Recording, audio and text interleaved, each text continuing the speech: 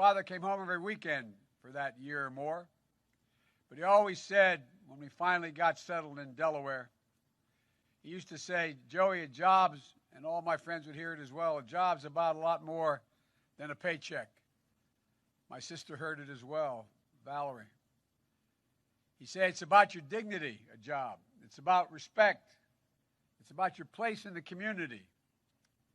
And right now, in this autumn afternoon, millions of Americans all across this country feel they've lost all that.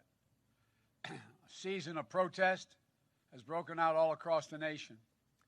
Some of it is just senseless burning and looting and violence that can't be tolerated and won't. But much of it is a cry for justice from a community that's long had a knee of injustice on their neck. The names of George Floyd, Breonna Taylor, Jacob Blake, they'll not soon be forgotten, not by me, not by us, and not by this country. They're going to inspire a new wave of justice in America. These are historic, painful crises. The insidious virus, the economic anguish, the systematic discrimination. And one of them could have rocked the nation, any one of them. Yet, we've been hit by all three at once.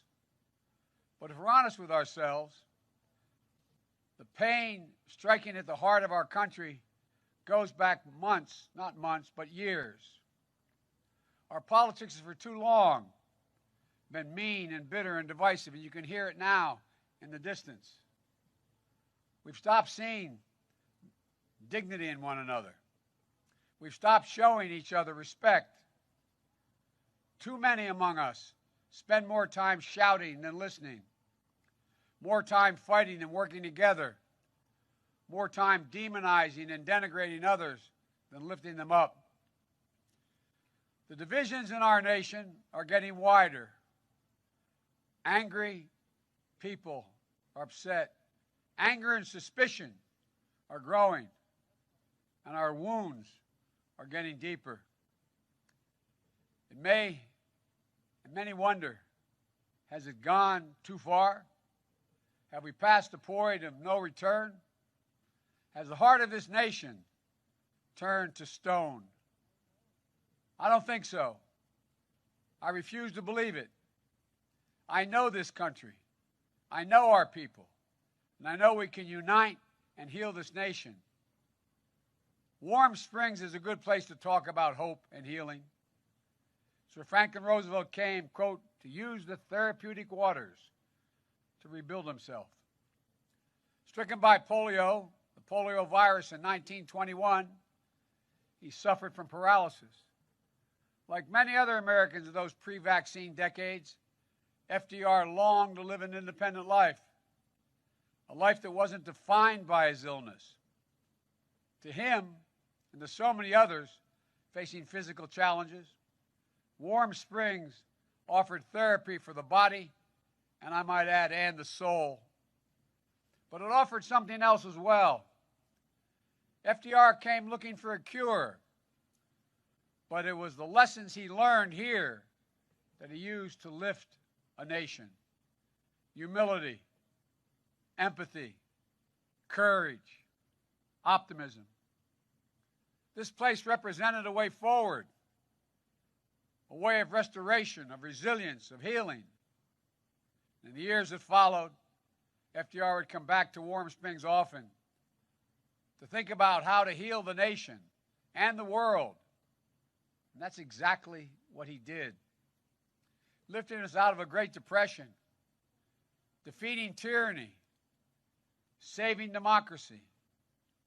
And then it was here, on April 12th, 1945, that President Roosevelt died, a casualty of war as surely as any who fell in combat. And the free world mourned. American leaders wept. Maybe even more important was the reaction of the American people. Naval Chief Petty Officer Graham Jackson, a black man, cried as he played his accordion in tribute to FDR not far from here. And the story's told that when Franklin Delano Roosevelt's funeral procession went by, a man collapsed in grief. And the neighbor asked him, "Did you know the president?" The response was, "No," the man said, "but he knew me. He knew me." Few words better describe the kind of president our nation needs right now. A president who is not in it for himself, but for others. A president who doesn't divide us, but unites us. A president who appeals not to the worst in us, but to the best. A president who cares less about his TV ratings and more about the American people. A president who looks not to settle scores, but to find solutions.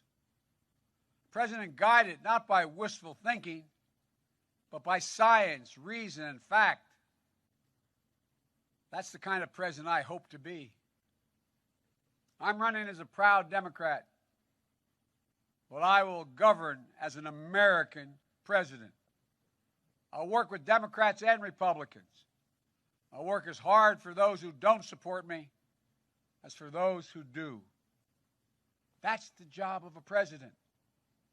A duty of care for everyone. This place, Warm Springs, is a reminder that though broken, each of us can be healed. That as a people and a country, we can overcome this devastating virus. That we can heal a suffering world. And yes, we can restore our soul and save our country. In his last hours, President Roosevelt was at work on a speech to be delivered the next day. In it, he was to say, quote, "Today, we must cultivate the science of human relationships, the ability of all people, of all kinds, to live together and work together in the same world at peace." To live together and work together. That's how I see America. That's how I see the presidency. And that's how I see the future.